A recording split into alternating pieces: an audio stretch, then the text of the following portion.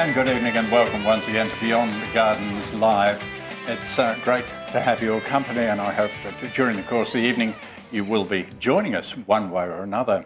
Can I introduce the panel in the studio tonight? On my left, Alison Thorne.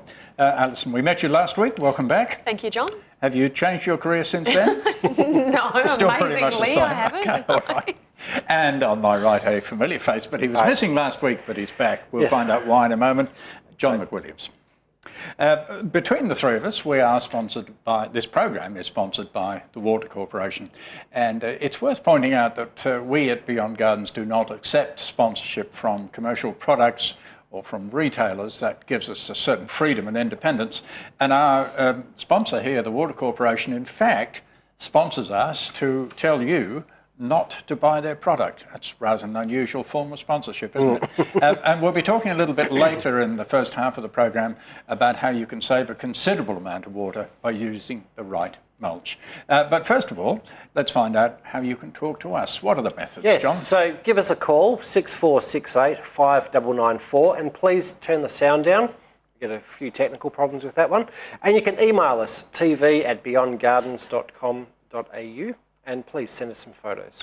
And indeed, we have quite a few emails sitting in front of us now, also with some photographs. So maybe we'll do the first one, which is the oldest one, first. John. Yes, okay.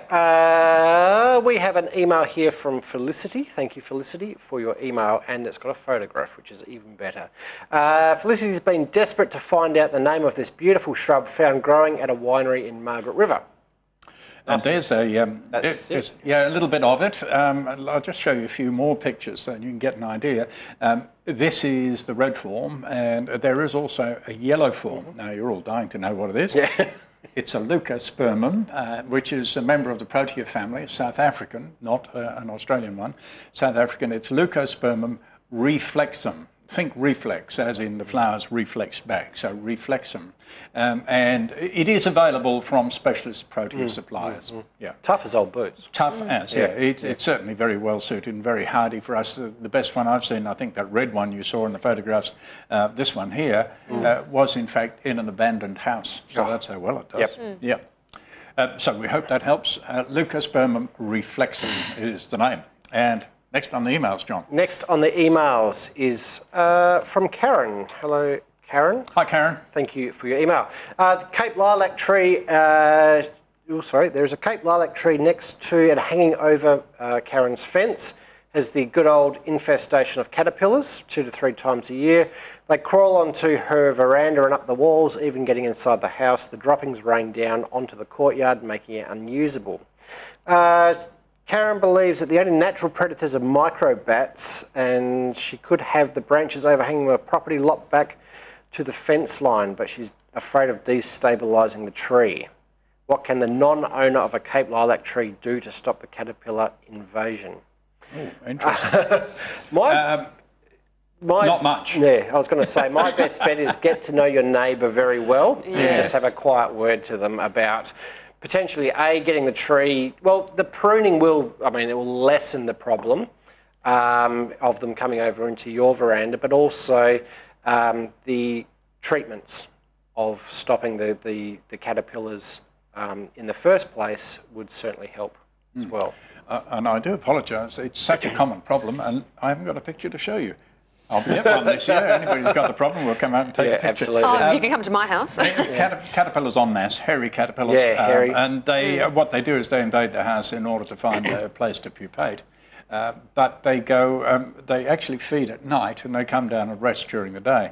So you can interfere with their passage by putting sacks or something like that around the trunk of the tree. This is for your next door neighbour. Yes. And that will catch them. They'll hide in the crevices of those sacks during the day, and then you go and do whatever you want to do with them after that. And then put the sacks back again. This is a long shot, but why not put the sacks over just the branches overhanging your fence line? Would that stop them, or would they be... You'd have to do the collar right at the start, I think. Yeah. Because they'd be on such huge it's a bit of a pain. It is a bit of a pain. I know it because I've had the same thing happen at my house. It can kill the tree. If it happens, and it can happen, we get cycles during the course of the year, during the course of the growing season of the caterpillar, and you can get 3 generations coming up, and if a tree gets hit 3 times, it can actually kill, would you believe, a Cape lilac. Wow. That is unbelievable. One of the bonuses, if it actually killed the tree, is that you wouldn't have any more caterpillars. Oh, well, that's true. That's true. Now, And as a matter of interest, the only other thing that caterpillar eats is mint, garden mint. Oh, really? Yeah, so it likes a bit of mint with its Cape lilac. Yeah. You're about to say something. Like freshness Mint sauce. Yes, I just wanted to say, please, we're waiting on your calls.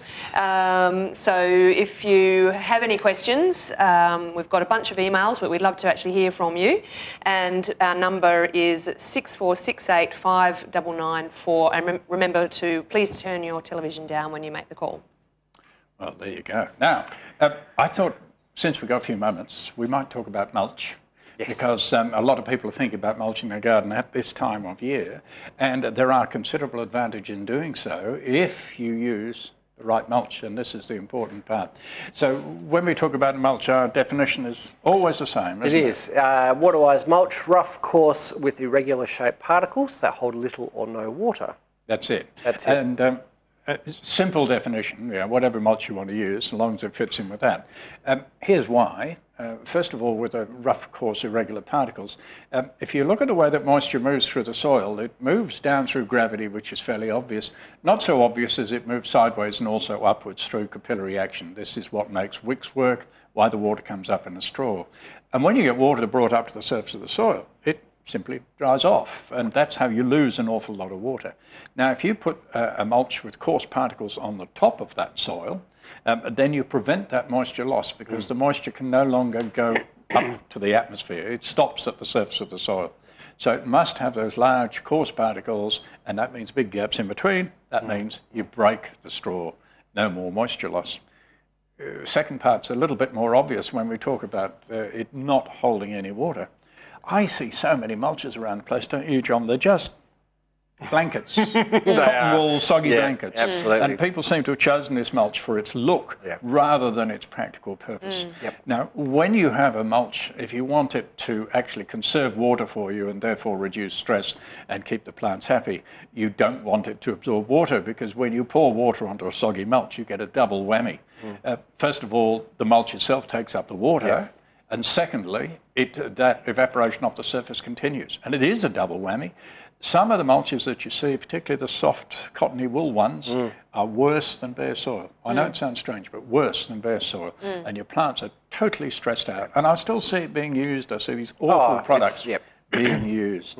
Our ideal mulch, well, there it is. It basically lets the water in, doesn't let the water out. So, in summary, large, coarse, irregular particles that don't hold water, and that's what constitutes a good mulch. Absolutely, and I mean, you know, people can get misguided. They can feel their mulch, one of the soft mulches, and think, oh, this is nice and moist. Nice and moist. But if you actually go down through the mulch, you'll find that the soil's bone dry is underneath. dry. And that's where the roots are. That's the crazy part. So we're getting a lot of these products, aren't we, that are being sold. And unfortunately in WA we're obsessed with dark colours and black mulches, and well, like we say, you know, you put a black background against anything, it's going to look pretty attractive. So, which is probably why we've got the black TVs behind us. I have a colleague who is in the industry and supplies nationally, and says WA is the only state where people want black mulch.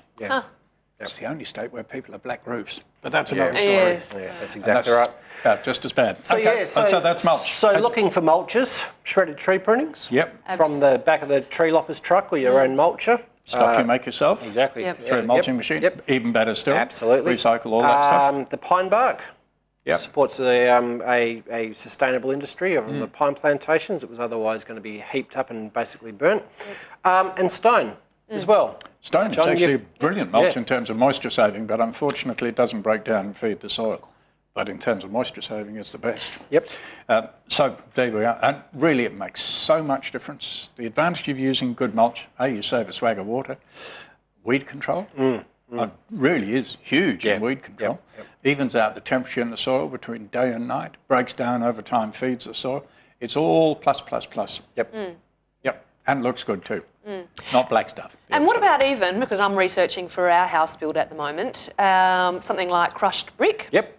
And it that way fits the stone category and it's recycled. Absolutely, because there's a lot of building waste that goes to landfill. So if we can reduce the amount of stuff going to landfill, that would be awesome. Only thing I'd say if you're looking at crushed brick is to put a layer in between the soil and the crushed brick. Yes. Right. So generally I don't like that weed control mat as a regular thing, but it's quite handy for this purpose. For it prevents it prevents the stone or mix or gravel from mixing through the soil. Rocks want to go back home. They do. Basically. Well, I believe we have someone calling in. Great. Well, that's good. Hello, welcome to the program. Hello, how you going? Good. We're going well, thank you. I've got a problem with my lawn. Yes. I've got some those weeds, those pesky weeds. They're all pesky. the pesky weeds. Yep. Do you? I've got those what you call it? I've got the winter grass. That one that it grows in the winter time. Yes. Yep. I've got that growing in my grass. Yes. I think we had a query about this 2 weeks ago. Yeah, a couple of weeks ago. The only way to actually remove winter grass is to use a selective herbicide, but you can certainly control it quite dramatically simply by mowing. Yeah, just the moment you see, because it goes to seed so quick, the moment you see the heads coming up above the lawn, woomph, and make sure, of course, you take the clippings and compost them. Yep. And just keep doing that. The flatweeds are a bit more difficult, depends how much lawn you've got, but the flatweeds, this is one of the flatweeds here. It's one of the thistles. I think it's up. Am I right? Is it up there or not? I can't see it. No, it's not appearing. Right, that's interesting. But depending on how many weeds you've got, it will be a bit tough this time of the year because everyone's got weeds. But the regular light mowing is going to be a long weekend this weekend, and the weather's not too bad. So get out there and start hand pulling. And as funny as it sounds, it's actually, if you haven't got too many, it's the quickest, cheapest, and easiest way to do it, and the most effective. So. All right. Yeah. So the flatweeds, just get one of the. Roundup. No, if you spray it with Roundup, you'll kill the whole lot. You'll kill it, but you'll kill the lawn as well. Yes. So I missed that. I'm sorry. We end up killing slow too if you spray Roundup. You'll kill everything if you spray Roundup, including the grass. Yeah, just not selective at all. Roundup. So you don't use your lawn. Yep. Yeah, don't use that at all. But you use selective herbicides, and there are some for generally broadleaf weeds, like the flatweeds, which are just coming into flower about now. But generally, I've got that other weed, the one that that other weed that has the double D or something. Oh, the bindi. Bindi, probably. Yeah, bindi. I've got some bindi in my one. Yeah, well, the bindi you can actually buy a selective herbicide for, but you will also have to do that regular light mowing to, if it's already gone to seed, you will need to pick up, well, it's a bit tough, but the mowers will pick up some of that seed. Yeah, too late basically now. It's just tolerating it for another year and then getting onto it when it starts reshooting. Make a little note in the diary. Next year, I will spray for bindi, probably early in August. Yeah. Isn't that early? Yeah, my lawn are actually in flower now. Yeah. Too late. Well, bindi doesn't flower that you'd notice, so you've probably got carrot weed, which looks very similar. But this is what bindi looks like. You can't miss it, really. It's, as I say, the flowers are insignificant. You wouldn't even see the flowers, and it's on a.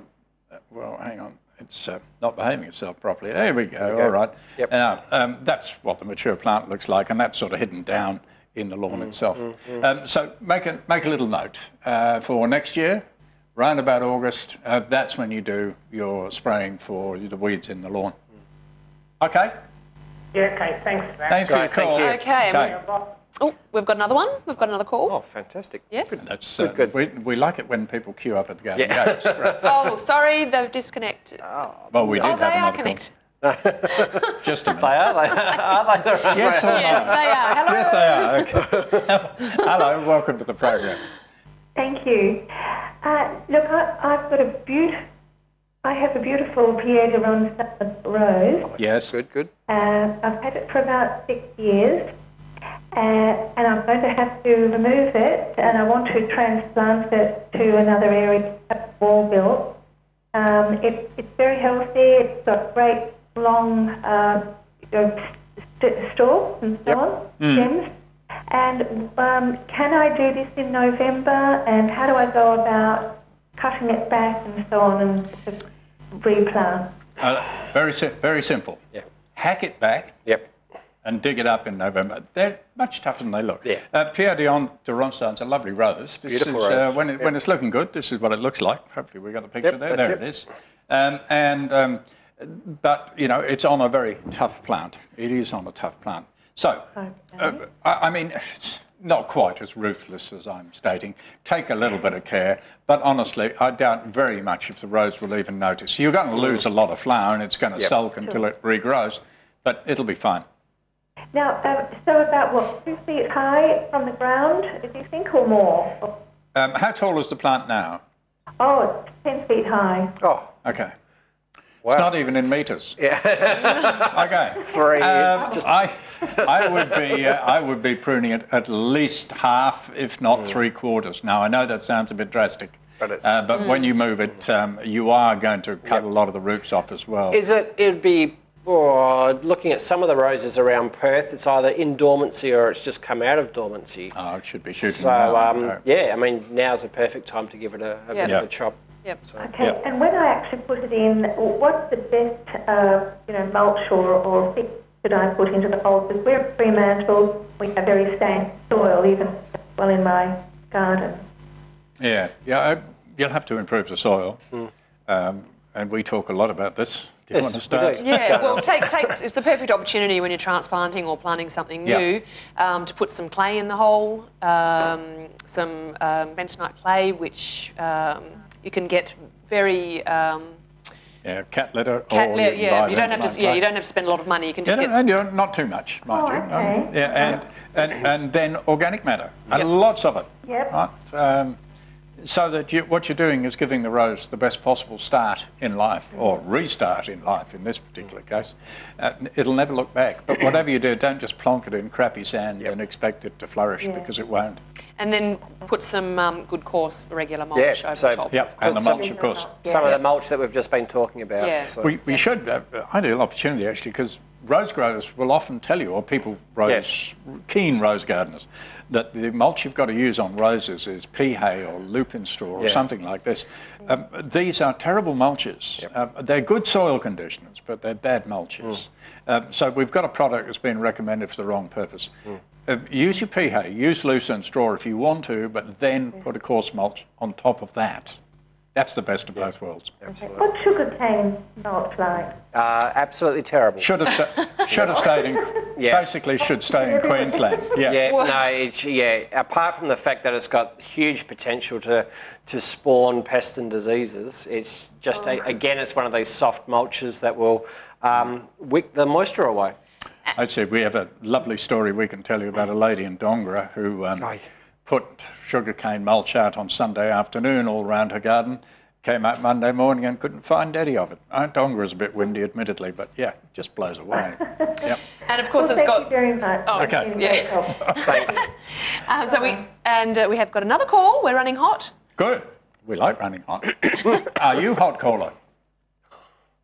No? No, that was too tempting a question, It was is coming. It is coming. Oh, it is coming. The delay. It's just, All right. Hello. here we go. Hello, hello. Hello. Yes. Yeah. I just want to ask where I could perhaps procure some earthworms. Almost anywhere. Yeah.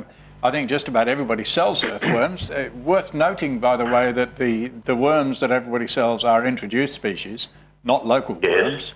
I've seen them at the major supermarkets. Well, I should say the major hardware stores, garden centres. Yeah, not at all hard to get hold of.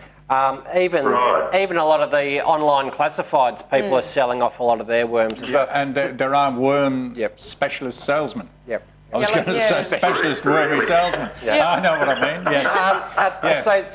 This is for a worm farm, or to put straight into No. I want to introduce them to my garden bed. Okay. That's different. To probably save you a bit of time in tracking the worms down, they don't really do a huge amount in our sandy soils. I'm hoping you're on sandy soils and not. Yeah. In our sandy soils, the worms, they'll break down a little bit of the organic matter, but it's all the microorganisms and the other invertebrates and things that are doing a lot of the work. To actually find a native earthworm is a big ask in our native soils. Of course, there's one.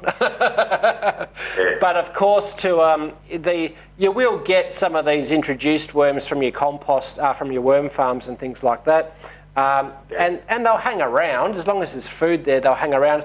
There's plenty of food. Everything's going really well in the garden. Yep. Okay. And I've been gathering up the ones that have been coming up due to the inclement weather that we've been having. Yep. Yeah, They gather at the garage door, so when I open the roller door, I just gather them up and take them around the back and put them in the enriched beds. So they're waiting for a ride at the garage. Yeah. Yeah, exactly. Worth pointing out that at this time of year you do see a lot of worms coming up because they're actually very sensitive creatures, and the heavy sound of heavy rainfall drives them out of the ground. That's why they go under cover, to try and get away from it. And often they don't recover from that. No. In perspective, Any of the garden centres would be able to supply some, you reckon? Worth just making one overall statement though, and that is you don't really need earthworms, right? You can have a really healthy soil without worms, but conversely, you will never see worms unless you've got a healthy soil. Right. So they're not vital for us. No. In other parts of the world, maybe, but for us, I won't say irrelevant, but certainly not important. Yeah, they're not. Okay, right. Thank you very much for that. That's upset. Thank you. Enjoy your show. Upset our wormy audience. Thank you for your call. Thanks. Let's do that email. Before we do an email, we have got someone else waiting as well. I know we have, but we got emails waiting as well. Let's all go here. Let's go to the caller then. Hello. Hello. See, you keep telling me we've got people waiting, Alison. And shall we try again? Hello. They are here. Hello. Look, while we sort that out, we'll do an email. Let's have an email. Yep. Okay, we have an email from Barbara. Thank you, Barbara. Thanks for your email and your photograph. This plant started growing a couple of years ago, and I have no idea what it is. It has bluish leaves, but the new leaves are bright green. Never noticed any flowers, and it looks quite attractive, so I'll let it grow. Any ideas what it may be? Thank you, Barbara. I'm just trying to get the image up. Have I got it up? I think it's up there now. Yes. There it is. A bit difficult to see. I looked at this a few times, and Alison's going to answer this. Oh, yes. I won the competition. I recognise what this was. This is commonly called cocky's tongue or Templetonia retusa. So it's a good local southwest species. So that's really great that you've got it in your garden. And remarkably tough. And when things are looking good, very, very showy. Yeah, lovely red flower. Yeah. Massed red flowers. It's variable. Sometimes they're quite tall plants, and other times they're short ones. But you can see where the cocky's tongue comes from, can't you? And you'll see it growing in coastal areas. We've got it in some bushland near me, near where I live in Hamilton Hill. If you've got a limestone limey garden, alkaline garden, loves that. Also tolerates fairly wet feet, which is surprising, and also grows in heavy clay. So it's a good all-rounder. Cocky's tongue, Templetonia retusa. There you go. Nice and easy. And where did it come from in her garden? Don't know. Bird. More than likely a bird. Yeah, okay. Okay, so now we do have another caller. Promises. Promise. Hello. Hello. Great. Yeah. Oh, yes, there's somebody there. We are very pleased to hear your voice. Welcome to the program. Oh, thank you. It's interesting talking to you because there's a slight delay on the telly, so when we're talking, your voice is kind of a little after the actual movement of your lips. Indeed. But I can do that. We're training to be ventriloquists. Okay, look, a couple of things. I'm up in Hammy Hill as well. I heard the last say that, and I have seeded my soils at all with worms just putting in the compost, just building up the soil, and the worms just have appeared. Indeed. Into the garden, and really, if you provide the environment, then they will come. You know, that's right. As the old saying. Yep. They lay an incredible number of eggs. When conditions are good, they can breed up very fast indeed. And so, you know, if you've just got one passing by almost, that's all you need. Yeah. Yeah. A couple of things I wanted to ask. One is I'm getting all these little white, kind of almost like a white fly. It's like a fruit fly, but it's white. Tiny. Yep. Very tiny. Yep. That sounds like whitefly. Sure does.